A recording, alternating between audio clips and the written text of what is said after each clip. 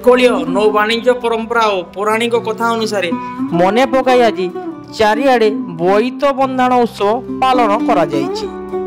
ପ୍ରତ୍ୟେକ ବର୍ଷ ଏହି କାର୍ତ୍ତିକ ପୂର୍ଣ୍ଣିମାରେ ସୁବର୍ଣ୍ଣପୁର ଜିଲ୍ଲା ବିନକାର ମୁକ୍ତିତୀର୍ଥ ପର୍ଯ୍ୟଟନସ୍ଥଳୀ କାପକ୍ଷ ଘାଟ ମହାନଦୀରେ ହଜାର ହଜାର ସଂଖ୍ୟାରେ ପୁରୁଷ ମହିଳା ପୁଅ ଝିଅ ସମସ୍ତେ ପୂଜାର୍ଚ୍ଚନା କରି ଡଙ୍ଗା ଭସାଇଛନ୍ତି।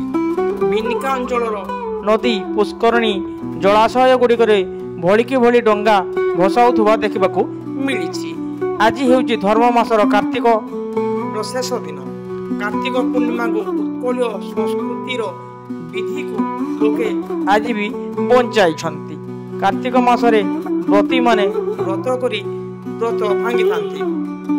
ଆକା ମା ବୋଇ ପାନ ଗୋଆ ଥୋଇ ପାନ ଗୋଆ ତୋର ମାସିକ ଧର୍ମ ମୋର କହି ସମସ୍ତେ ଡଙ୍ଗା ଭସାଉଥିବା ଦେଖିବାକୁ ମିଳିଛି।